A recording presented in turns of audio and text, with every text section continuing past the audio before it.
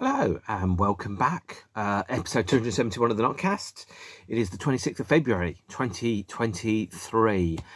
Today I am going to be talking about David Bowie's 21st studio album, or 23rd, depending on your point of view, released in February 1997. It is Earthling, and I'm also going to be talking about a whole bunch of other stuff that happened at around about the same time, including a bootleg rehearsals album, a radio sessions record, a single, actually four singles, and a couple of live releases, and another posthumous EP.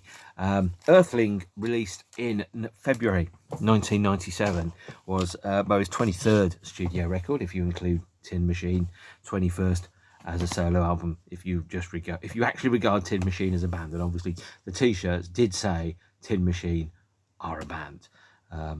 Debatable, of course. This is in my top 5 Bowie albums. I know that not everybody thinks that. Certainly, according to some people, it's aged pretty poorly. And so I have to take the view that I remember it coming out. I bought it when it came out. I bought the various formats and singles and bits and bobs. I didn't get a chance to see him. He played the Q Club in Birmingham, which is a small, now dilapidated, once disused church that was converted into a nightclub. I saw Carter USM, Pulp, Suede, and The Orb there, but I didn't see David Bowie because it had a capacity of about 16 to 1800, and it sold out like that. I just didn't have a chance. So, although I did get to see Bowie live, the first time I got to see Bowie live was also released as a live album. It was also the only time I got to see him live. I did not see him live at the Q Club on the Earthling tour. This was, I think, at the time, very well received. Apparently has aged poorly, and now is generally regarded as one of his worst LPs. You're all wrong if that's what you think. I think this is fantastic. I think this is in his top 5. And the reason I think it's in his top 5 is because, unlike a lot of other artists at this time, you think about who Bowie's once contemporaries were: Rolling Stones, the Beatles, Pink Floyd, those type of bands from the late 60s that came up at about the same time he did, Brian Ferry as well. What were the Rolling Stones up to? They released Bridges to Babylon, which is terrible. Paul McCartney was probably around about his Flaming Pie era. Pink Floyd were largely dormant, and Roger Waters was angry at absolutely everybody about everything. Brian Ferry had gone on to his covers albums and touring his old stuff. Bowie was the only one who, in my opinion, was releasing consistently good original studio albums, and also the only one that seemed connected to what was happening in the culture around him. Now, there comes a point in your life when you get to about the age of 50. I'm about the age of 50, where you kind of feel a bit like your granddad, and you're just kind of like, I don't know what's going on anymore in popular culture or who the big bands are or anything. I work hard to make an effort to find out what both new bands are and what they're like, and what the bands that I used to love are doing and are up to. It doesn't mean I like it, but it does mean I'm paying attention, because every once in a while a fantastic band will come out that you were going like, wow, I was really pleased that this band exists. And then sometimes you can go, yeah, I'm old enough to be your dad, and that feels a bit weird, but there you are. Earthling was his 21st solo album. It was, I think, Bowie's last attempt at really being contemporary. That his last attempt at paying attention to what was happening in culture around him, as opposed to becoming effectively an elder rock statesman. And his last attempt at, I think, and very successful at it, of being part of whatever was happening, as opposed to being seen separately in a separate lane as some kind of elder statesman of rock. You could argue this album is effectively Bowie's midlife crisis, but actually I would say that the next one, Ours, is possibly Bowie's midlife crisis. This is a Bowie that was still paying attention to the world around him and taking influence from that. So you can, when you listen to this album, which is heavily influenced by drum and bass and dance music, and that makes me sound very old when I even talk about it like that. Bowie had been touring in the summer of 1996 in festivals across Europe. He'd been playing with bands like Underworld, Prodigy, Left Field, bands that I loved and love, still do, and taking from those bands inspiration and sometimes downright copying, the use of advanced drum rhythms, the use of arpeggios and sequences and all that type of stuff. It really sounded like a man who was much younger than his 50 years, this record. It was also, I think, by using the title Earthling, very clearly aligning himself to the notion of and the concept of British identity. At the time of 1997, Oasis were absolutely huge. They had yet to release the absolutely terrible Be Here Now. And by the way, it is not a coincidence that I've stuck a sticker over Liam Gallagher's face on there. I do not like Liam Gallagher. I'm sure the feeling is absolutely not reciprocal, because he doesn't have a clue who I am. And with Britpop, which I mentioned in a previous episode when I talked about Oasis at Nebworth, the Union Jack had been effectively reclaimed as part of Cool Britannia. Noel Gallagher was playing shows with a huge Union Jack on his guitar there, and put the British flag on, various bits of merchandise and record covers and tour posters and things like that. And for this, what you can see is Bowie was effectively kind of reclaiming his Britishness, but at the same point also kind of identifying himself as alien to it and outside of that reality, which is why the album's called Earthling and not Englander, because he was looking at recontextualizing British existence and identity on the world stage as a lost exile, reviewing his former home from another place. He'd lived in New York, and I think the last time he properly lived in the UK in any conceivable, meaningful fashion was about 1974. And as somebody who I left my my hometown at the age of 30, and Bowie left his at the age, well, actually I left my hometown at the age of 27, and Bowie left England at around about the age of, what was it, 27 maybe, something like that as well. At the time where effectively you go, I'm a citizen of the world, I'm not a victim of geography. And Bowie was looking at the UK as an exile, looking at it from the outside and seeing how the streets that used to look big, the town that used to look like a city, people that used to talk to him, the world had changed around him, and he'd become a citizen of the world as opposed to a citizen of the UK, and looking at how this place had changed in the time since he had last been there. There was a difference, I think, between being of the now and just being full stop, and it was almost in the album approaching kind of like a parody. When lots of people get to the age of 50, they start to say, oh, I've gone back to basics, I've ditched all the backing vocalists, I've gone back to what I do best, my true love, making miserable stadium rock, for example. Most bands have a period where they do this, and when they say, oh, I've gone back to basics, what they really mean is we've run out of ideas, we've run out of road, we've stopped paying attention to what's going on in the world around us. We're now looking inwards and becoming a museum about how good we used to be. The Stones had clearly become that around about 1989 with the release of Steel Wheels, for example. Pink Floyd with the release of The Division Bell in 1994, which is very, very good, but is a conscious effort to try and regenerate some chemistry and to recapture some magic which perhaps had been regarded as going missing over time. Earthling was something a little different. It was a beginning and an ending for Bowie. So it was the last time that he recorded at the Mountain Studio in Montreux. It was the last time that he played with Carlos Alomar as the Associated Outside Tour, which ended in late 1995. And it was the first time that he played with Reeves as a sole guitarist. Obviously, Bowie played guitar as well. So we also had an element of nostalgia in what Bowie was doing in 1996. So Trainspotting, the film, was absolutely enormous. It featured Bowie's co-written song with Iggy, Lust for Life, very prominently. David had brought Lust for Life back into his set lists, which I think is featured on no, it isn't. It isn't featured on this. What was featured on his 1996 set list is that he brought Lust for Life back, for which he'd never played before. And there was an element of looking back. There was a Victory Lap tour in the summer of 1996, a new and reduced, compact version of his band, which was effectively a quintet. Mike Garson, I think, was still there. Reeves, Gail Dorsey. I think Zachary Alford was on drums. And David himself. That was the most compact band he had had for a very, very long time, apart from Tin Machine. And went into Looking Glass Studio in New York in August 1996, which, by the way, was where the Philip Glass's versions of the Lone Hero symphonies had been recorded. and did the whole of the Earthling album effectively in 2.5 weeks. There are 9 songs on this album. I think the original intention was to release it as an EP with possibly some extra cover versions. So revisits of I Can't Read, Baby Universal, Dead Against It, Hello Space Boy, Fashion, for example, alongside a couple of new songs. It's effectively almost like a filler tour album. Basically, Bowie's version of U2's Europa, or Metallica's Reload, the album which had been released and recorded, which was whilst on tour in the midst of a huge burst of creativity. But over time, new songs appeared.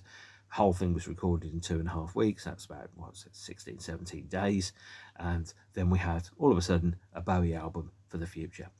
And as I said before, heavily influenced by Prodigy and Underworld. And it's almost as if, I think this album, when I listen to it, it feels a little bit like Bowie is actually Ford Prefect from The Hitchhiker's Guide to the Galaxy. He's an alien looking at the world and interpreting what he's seeing and translating humankind back to itself. Kind of going, this is what it is to be an Earthling, this is what it is to be on this planet at this point in time. And some of it feels almost like an alien interpretation of music. So if you said to somebody that hadn't lived in the UK but had lived as an alien, and as an alien by that could mean somebody that lived in a country where they hadn't grown up, Bowie living in America compared to England, you're going to translate back what you've seen, and it kind of feels like an AI version of music. Now, all of this could sound very, very critical. It isn't. Earthling is a great record. I absolutely love it. It's one of my very favourite Bowies. It's probably my top 5 of his albums, alongside Black Star and Station to Station and Outside, and probably Buddha of Suburbia as well, which are probably my top 5. At some point I'll do a Bowie ranking, and I'm sure none of you will be interested. And part of it, I think, was influenced by the approach where Bowie was asked to play a bridge school benefit in October 1996 by Neil Young, who played 2 acoustic shows at I think it's the Shoreline Amphitheatre in Mountain View, and kind of stripped his songs back to the bare bones of what they could or might possibly have been, and to take a slightly different approach to what it is, which resulted in this album, Changes Now Bowie, released in Record Store Day 2020, in the midst of lockdown, I think, which is 9 songs recorded in the studio, November 1996, New York City. Doesn't say where. Recorded and released in 2020. This is basically Bowie unplugged, and is him and an acoustic guitar, or 2 acoustic guitars, performing acoustic studio recordings of his albums for a radio session that was going to be released alongside or broadcast alongside Earthling and his 50th birthday anniversary celebrations, which included a concert at Madison Square Garden, which I think took place on the 8th of January 1997. This is an absolutely essential part of the Bowie puzzle. If you can get a copy, it's deleted now, but probably still available on streaming. It features new 1996 acoustic versions of The Man Who Sold the World, Aladdin Sane, the first studio release for White Light, White Heat, as well as acoustic versions of Shopping for Girls, Lady Stardust, The Supermen, Repetition, Andy Warhol, and Quicksand. Not necessarily what you would expect from a kind of MTV Unplugged Greatest Hits storytellers type show. This is something a little bit different, really, really useful, really interesting to hear. I wish this record was better known. But of course, it wasn't intended to be a studio album. It effectively became one by default later on. When it was released in 2020, it was just a very well-traded bootleg beforehand. We also had a couple of changes that had taken place in the band. So at the end of 1995, at the end of the Outside tour, here is a bootleg I picked up recently called Slinky Secrets, which is a double LP on I think turquoise. No, not turquoise, some kind of pink vinyl, as you can probably see there, that was recorded at Elstree Studios in London in 1995, that features his studio band rehearsing the European set list for the Outside tour. This was this tour was the last tour that featured Carlos Alomar, the last tour that featured, I think, Pete Schwartz, and George Sims. Then following this, the band kind of slimmed down to that 5-piece. This, by the way, available on YouTube if you want to hear it, and contains basically new studio recordings of 18 songs, which were in the outside tour set list. So The Motel, Look Back in Anger, Heart's Filthy Lesson, Scary Monsters, Voyeur Utter Destruction, Oxford Town, Outside, Andy Warhol, The Man Who Sold the World, Boys Keep Swinging, Strangers When We Meet, I'm Deranged, Breaking Glass, We Prick You, Night Flights, My Death, and 2 versions of DJ. Absolutely essential listening if you're a Bowie fan there. And the album was preceded by a single called Telling Lies. And Telling Lies was, I think, the first internet-only download single. And got, I think, 250,000 downloads. And that was in the days of dial-up, when, if you were lucky, and I was a digital native, so I was on the internet in 1991, with home internet probably about 1995, and working at something like 16 or 32k per second. That song took you about 2 hours to download. I didn't download it. I was too busy downloading group pictures. But Telling Lies was the first download-only single. And I don't think it got a physical release. But I think the whole process was Bowie moving very, very quickly at the forefront of technology. This was about the time that I think he went into things like Bowie bonds, when he started kind of selling shares in his music that he would then claim back later on. He did like an internet provider called BowieNet. All this type of stuff really at the forefront of technology and technological change. And part of that was, let's just release a single on the internet and people can download it, and that's how it works.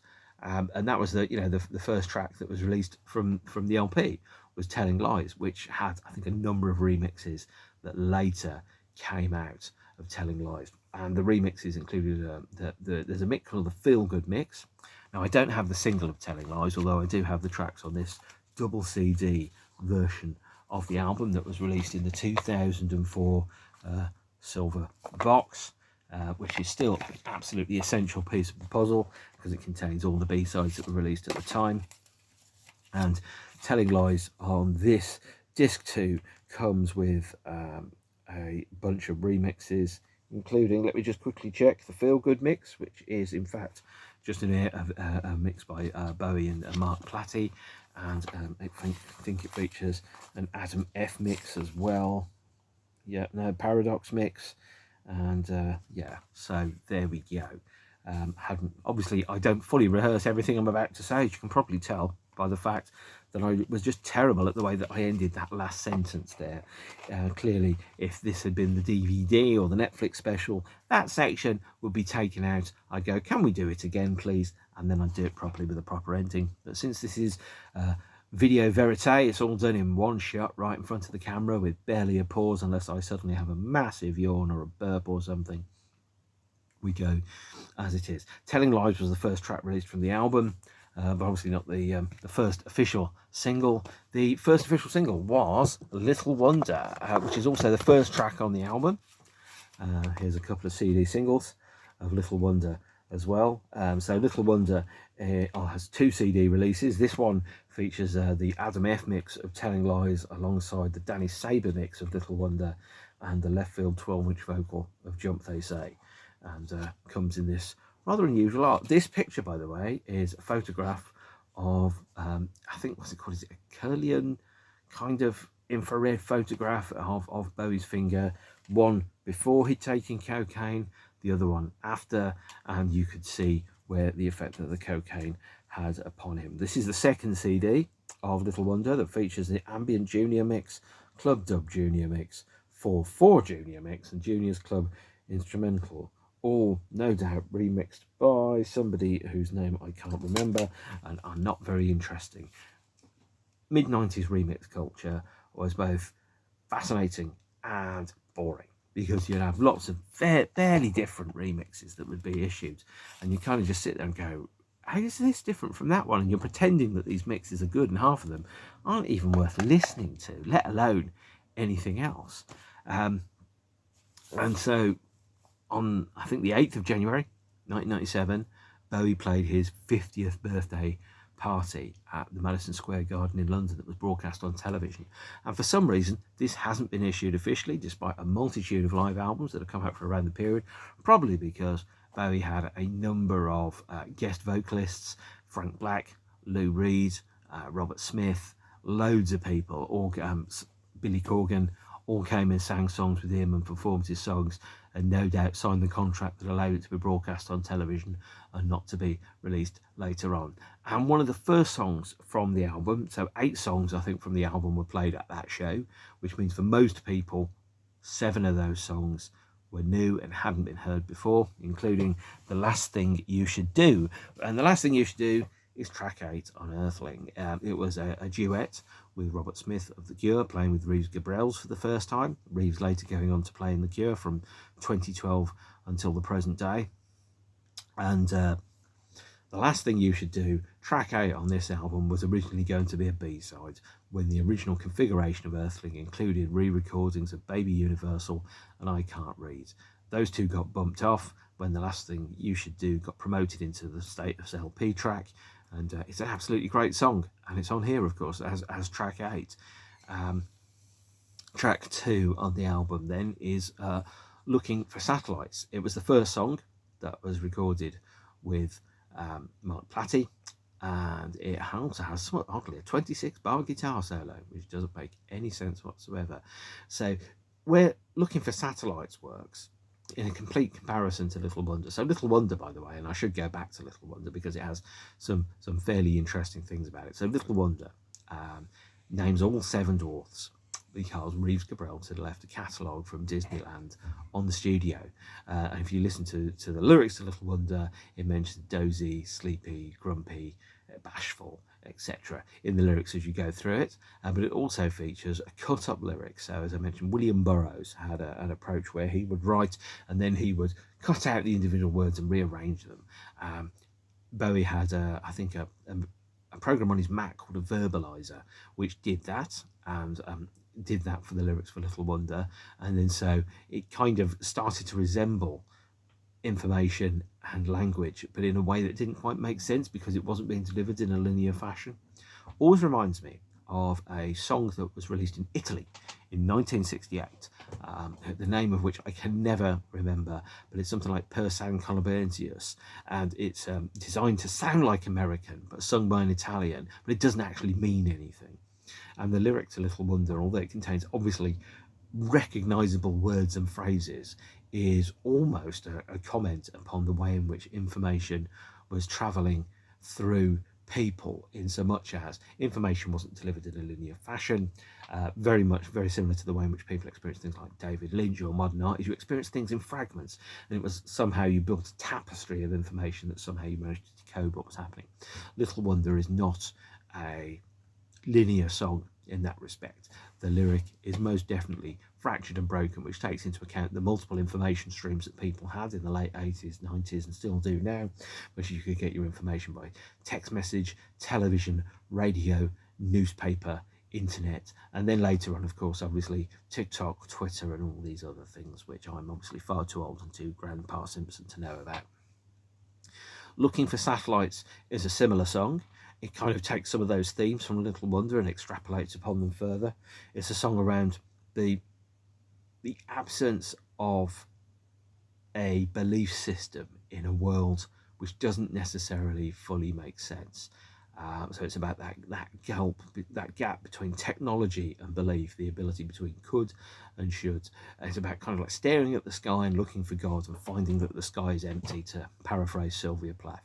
And it was inspired by a piece of music that Reeves Gabrels wrote whilst having an extended hotel stay in the hotel in Tokyo, which overlooked Tokyo Airport, before they were going to fly to Moscow in 1996, and a plane had crashed, and they were like, the plane's delayed, we're going to stay here for an extra few hours. And Reeves was like, well, I've got nothing to do, so I'll write a loop, and then that became the music for Looking for Satellites.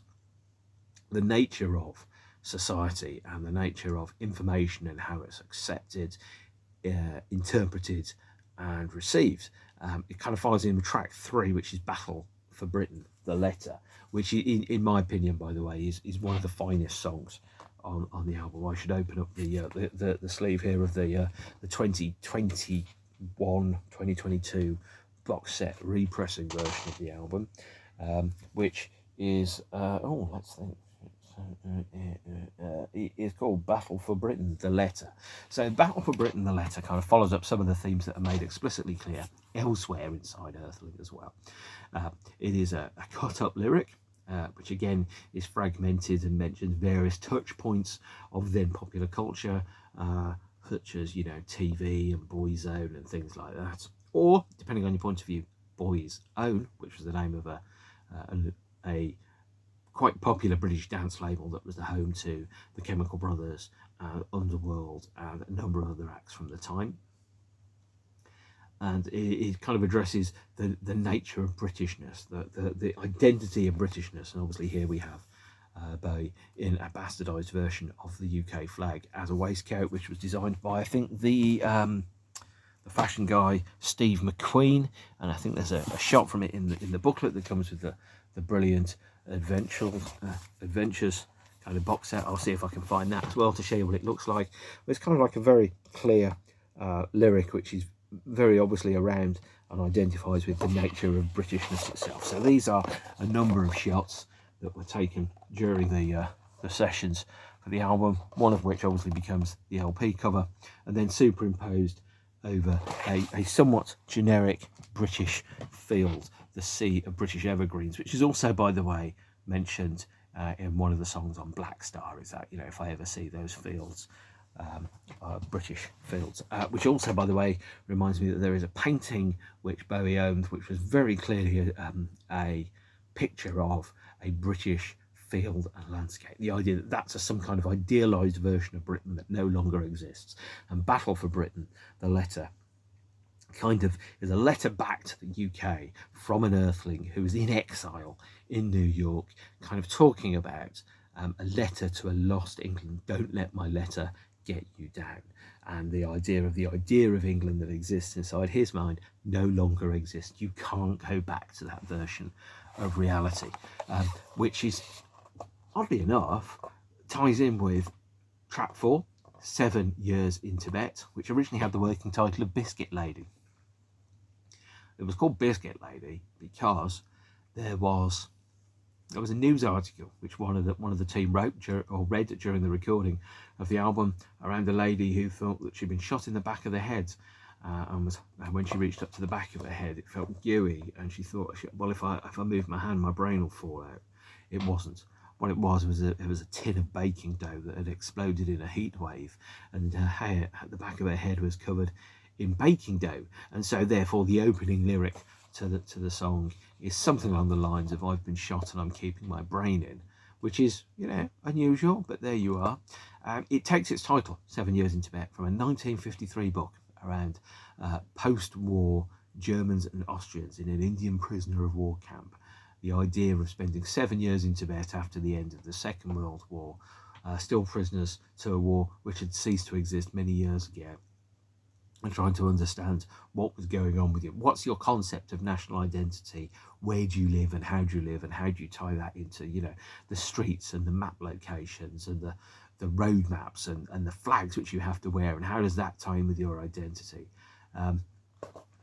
I mean, effectively, a lot of these songs are almost death mumbles for a way of life, a way of kind of looking at what was going on around you and kind of going, well, who am I? What do I believe in? What identity do I have?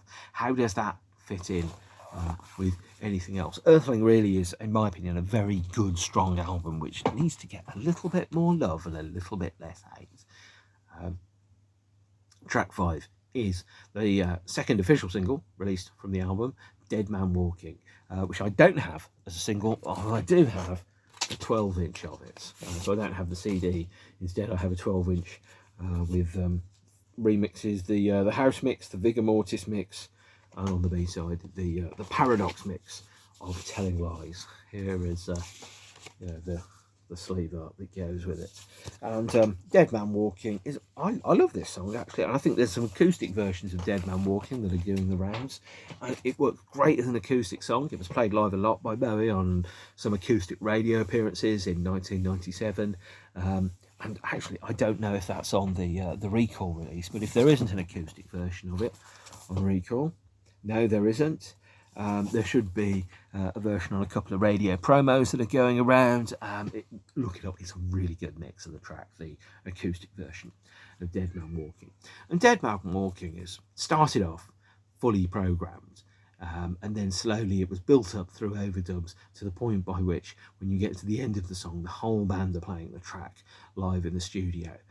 There's a huge Neil Young influence, possibly influenced by the Shoreline Amphitheatre Bridge School shows, and it's a combination of pieces that don't quite fit together. So it's about the history of and the shadow of the past and the way that it overlies the things that you are doing now. So you're almost condemned by your history in a way in which you can't escape and you can't undo. We are all, life is only lived in one direction. It's only lived forwards. And so Dead Man Walking is an element of going, the check's in the post here. The thing that you have ordered is on its way, whether you like it or not. Like a kind of tying in with the idea of a condemned man walking to his execution. The thing that they say when the guy is walking towards there is, dead man walking, apparently. So be it. I was hoping, by the way, that the inner slave to Earthling, this version would have the lyrics in it. It doesn't, so I can't read those lyrics out to you. But what it does have is here's the Curlian pictures. So that is the pre-cocaine version. That is the post-cocaine version, and that appears on the single sleeve there to Little Wonder as well. So you can effectively go, drugs are bad, kids. Although obviously I saw Cocaine Bear today at the cinema, and drugs are very bad, especially if you're a bear, according to that film. So, Dead Man Walking, last track, side 1 on the original release of the album, and track 5 in all the other respects. We then go to Telling Lies. Telling Lies, you all know, because it's the single which I've mentioned previously. And then track 7 is The Last Thing You Should Do. The song that was first premiered in a duet with Robert Smith at the Madison Square Gardens in 1997. I think The Last Thing You Should Do is a very solid, great Bowie song. Actually, the idea of, save your last kiss for me, walk your last walk for me, is the last thing you should do. The idea that time is running out, time is running inwards, and we are running out of opportunities to make new memories and to do new things. Now, as I said before, The Last Thing You Should Do was originally a B-side, and it was promoted to LP position by shoving off I Can't Read and Baby Universal. The lyrics of The Last Thing You Should Do are a combination of unfitting pieces. So there's an element of lyrics that are all put together. The way in which some songs work is, for example, the lyrical construct that you've got is the rhyming structure is A. So you always have a line and then the last thing you should do, and another line and the last thing you should do. So maybe there's not even necessarily a standard lyrical construction to the song, but it always kind of gives you that sense of time is closing in on you, time is running out, opportunities are running short. And filling in or following on from the lyric that you've got in Dead Man Walking, the concept of, that the consequences of your behaviour are going to come and visit you. Oh, did you hear that? That's a cat. I'm going to go and open a door and see what the cat thinks. Right, I've opened the door now, so the cat's in, just looking at me anyway. I might bring him up in a minute and show you what the cat looks like. Hey, dude, do you want to come up here? Come on. Okay, so this is a very important part of the NOTCAST. This is Price. He is 2.5 years old. He's very nice and very affectionate, but also very much on his own terms there. So in case you think, the guy's making the cats up. Oh no, you just heard him go, meow, didn't you? Do you want to come up again and have a chat? I know, who wants to listen to me talking about David Bowie when they could look into your beautiful yellow eyes and those big ears and everything that you've got with you? Where have you gone? Huh. Hang on, this isn't exciting. I don't know why you're doing this. Come on, up you come, dude. Right, here we are. He may or may not sit on me, and if he doesn't, and he won't, that's twice. I've got the hint. I'm going to leave the guy alone. So, Dead Man Walking there.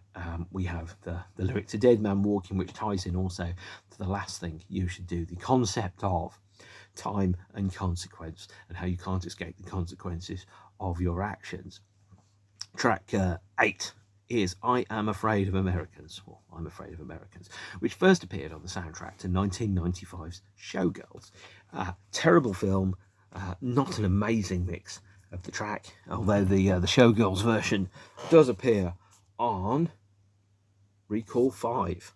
I think this is 4 LPs inside the vinyl version of Brilliant Adventure, and I think 2 or 3 CDs on the CD edition. Oops, yikes. Oh, I've dropped you. Well, that wasn't exciting, was it? Sorry, happens occasionally. Right, so there we go. And I'm Afraid of Americans, the Showgirls mix, appears also on the second CD of Recall, which is 3 CDs. Recall 5, I'm Afraid of Americans, appears as it is effectively a track from the Outside era that was re-recorded, rearranged, rethought, and promoted to the status of single. So I'm Afraid of Americans got a release in America as a single in a Nine Inch Nails remix, featuring re-recordings and video material. So you've got you've seen those pictures of Trent Reznor walking around with a big kind of evil Zapasta moustache, looking like some kind of really weird Frank Zappa. That is from the video for I'm Afraid of Americans, which has the which I've got the CD single of here, and I think I'll pick that up later on. So the Showgirls mix of I'm Afraid of Americans is not amazing. The early version of the track called Johnny Downloader, which was recorded for the Outside period, which was released as part of the Brilliant Adventures EP, which came out for Record Store Day relatively recently. And then also we had the LP mix, and it became a live classic. In fact, I think I'm Afraid of Americans was probably, I think it was the last song I saw David Bowie perform live at Glastonbury in 2000. Great choice there to end the set with a song which not that many people know and wasn't released as a single. I'm Afraid of Americans, however, did get a 7-inch release, which you could only buy from the Bowie exhibition in Barcelona. So when I went to Barcelona in 2017, I made a point of popping into the Bowie exhibition and getting the 7-inch of I'm Afraid of Americans. This is backed with Heroes live at the Bridge School 1996. These are quite rare and difficult to get. I gave up trying to be a Bowie completist on the grounds that I thought there's no point of me flying all the way to Japan to get a single, because what's the point of that? And copies are quite expensive now. So that is the 7-inch version of I'm Afraid of Americans. And then on to the last track that we've got on Earthling, which is Law brackets Earthlings on Fire. And this is the last of the drum and bass influenced songs. Kind of goes at a great pace and just kind of hits the ground running and doesn't stop. The lyric is a repetitive one around the ground. You've got to let go of it. So let go of whatever the thing is that's holding you back, the weight of history, the idea of consequence and memory and commitment bias, those things that have been holding you back. You have to let go of them and just go free of whatever it is. So maybe, you know, the things that hold you back are the things that you lack. And the quest for certainty, the quest for knowing, the quest for knowing that if you put your foot out that it's going to hit the ground, that if you leap off that there's going to be a landing, those type of things. You want not knowledge but power. And with Earthling, it's almost or Law, the last track, is almost an invitation to just take that leap of faith into the unknown and trust that you will land the other side of this in a way that makes sense. And that is Earthling, Bowie's 21st studio album, which I think is phenomenally good. It's one of my very favourite of his records. And I think it's a fantastic album, which is underappreciated is probably the polite way to describe it. Hang on, back in a moment. As I've shut the door and I've moved my washing, so you can't see it. Of course, when I opened the door, the washing came out again. So we have a number of other things that happened at around about the same time. I'll go them in a roughly chronological fashion. As I've mentioned, we had the singles. We had Little Wonder. We had Dead Man Walking, wherever that is. And the last single to be released from the album, not Dead Man Walking, last single to be released from the album was only released in America, I'm Afraid of Americans, which came in a 9 Inch Nails remix with guest vocals by Ice Cube, a lyric about "I pledge allegiance to the," and then a backing lyric about a murder America. The idea of murder being a national sport, of America and Americans on a cultural basis being kind of frightening and scary. These remixes by Trent Reznor are generally really, really good, very interesting. I rate them very, very highly. I wish they were better known. And in fact, I put together a 20-minute remix of I'm Afraid of Americans and put it on my Mixcloud profile, which I'll post a link to down there, but I'm not sure whether it's still there or not because Mixcloud is playing silly buggers with free uploads. And what we also had was a number of other releases that came out at around about the same time. The first and most obvious of those releases, which later reappeared on the Brilliant Live Adventures box set fiasco, was the Live and Well EP, which was provided as, or was intended to be a live album recorded in 1997, which Bowie was going to put as part of his Virgin deal, but Virgin, in their finite wisdom, rejected. Instead, EMI later got the version of Live and Well that was released as a kind of like a 10-12 track live album from the tour. One of the contemporary live albums that was lost. So if you're a member of Bowie's fan club in around about 1999, you've got a copy of Live and Well. If you weren't, you paid a fortune for it. And Live and Well came out as a 2-disc edition. One disc was concert recordings, and the other disc was B-sides and remixes. This is the original Live and Well vinyl edition from 2020. The Brilliant Adventures, or the Brilliant Live Adventures box set, was a fiasco of catastrophic proportions. Luckily, those versions are now available more freely, but this Live and Well live album from 1997 features various versions of I'm Afraid of Americans, The Heart's Filthy Lesson, I'm Deranged, Hello Spaceboy, Telling Lies, The Motel, The Voyeur of Utter Destruction, Battle for Britain, 7 Years in Tibet, and Little Wonder. So maybe it was rejected because it only contained songs from the most recent 2 albums, or most recent 3 albums, only featured songs from Earthling, Outside. Yeah, I think that was about it. The version of it that was released in 2020 as part of Brilliant Live Adventures features Pallas Athena and V2 Schneider on there, which were recorded, I think, at the Phoenix Festival in 1997. Bowie was presenting his sets in 2 portions, so he toured the Earthling album between the 7th of June 1997 and the 7th of November 1997. Played 5 months of shows, a lot of TV and radio. He said that this was the best group he'd worked with since the Spiders. He took the 1996 tour set list, he added 8 new songs, as well as V2, Fame, Pallas Athena, and Oh Superman, a cover version of Laurie Anderson, which wasn't officially released until the release of Oh Look at the Moon, live at the Phoenix Festival 1997, which was part of the Brilliant Live Adventure set. This is a great live album. I really, really enjoy this. This is like all the other releases actually from the Brilliant Live Adventures period. It's a very underrated release. It got 3 vinyl discs and 2 CDs, which opened up like this. And says that it's produced by David Bowie. Really, really good live albums, these, and I strongly recommend, if you can, picking them up. I think you can pick them all up now very affordably from the Bowie store. The first show was at the Hanover Grand in London. It's a small venue, capacity of 720, where Bowie played the hits first and the drum and bass section second. And then the other night he turned it around, played the drum and bass and more modern, more adventurous stuff to start with, and then the hits later, so people had to stick about during the bit they didn't want to hear. So he also reconfigured the show, so he played a couple of shows under the name of the Taro Jones Index, including one at the Phoenix Festival, where he played basically all the drum and bass stuff, all the dancey stuff, cover versions, none of the hits.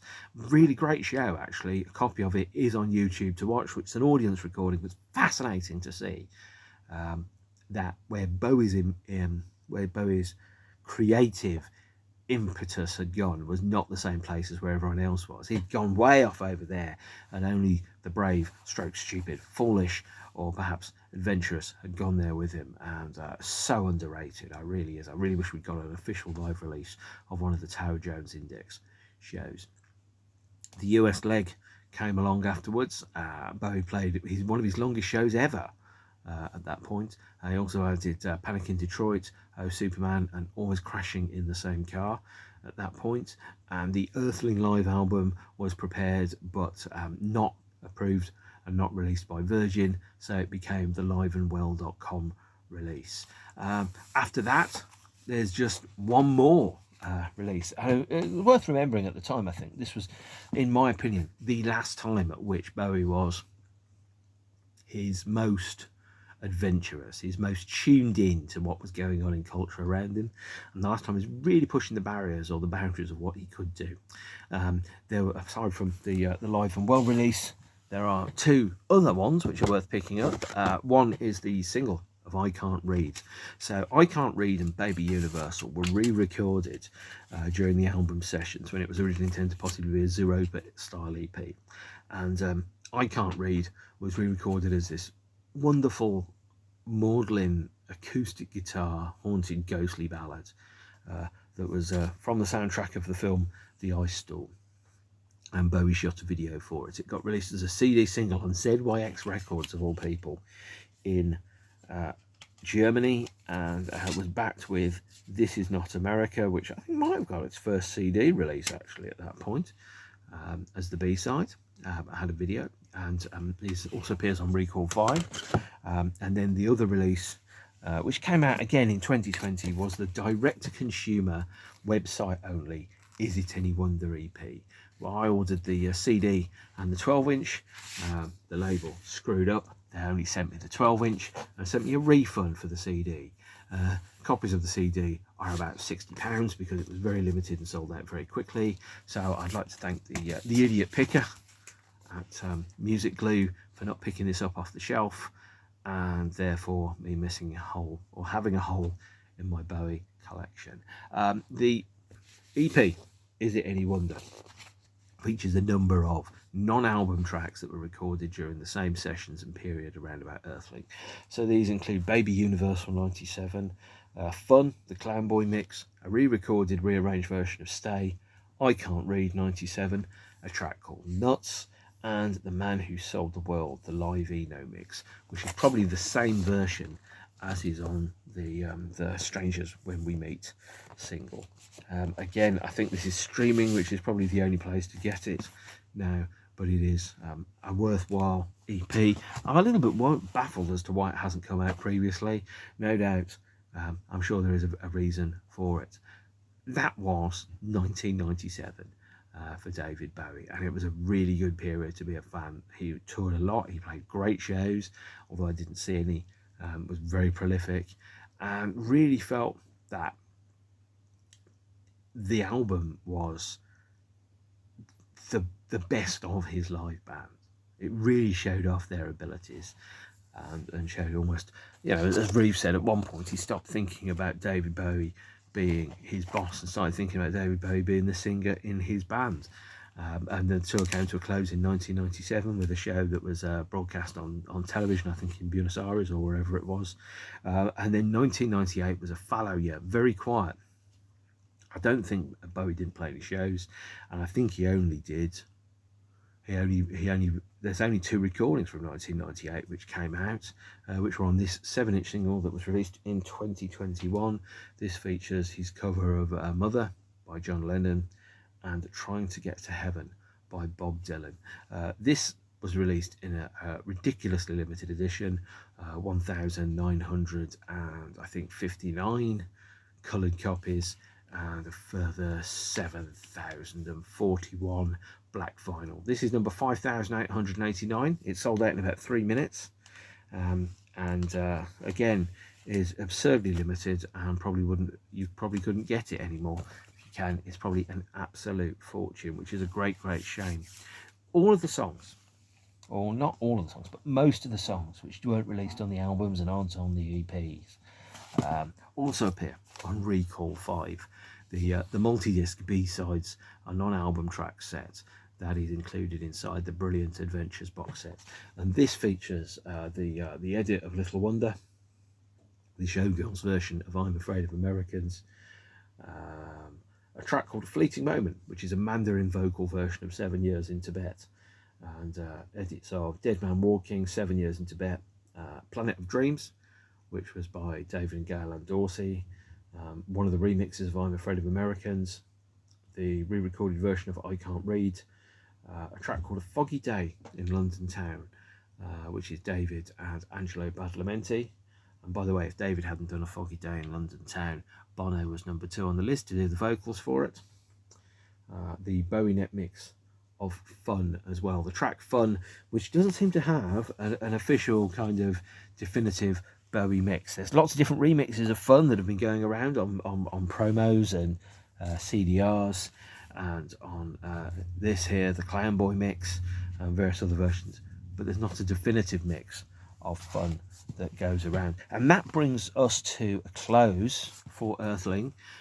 This is, as I've said before, one of my favourite Bowie LPs. It's easily in his top 5 in my opinion, and in fact the whole period was pretty golden to be a fan of Bowie. It really was. You know, you had some great live shows, you had lots of non-album tracks, although admittedly many of them didn't come out until many years later, and you had the Earthling album itself, and just generally speaking, this was the last time where I felt that Bowie was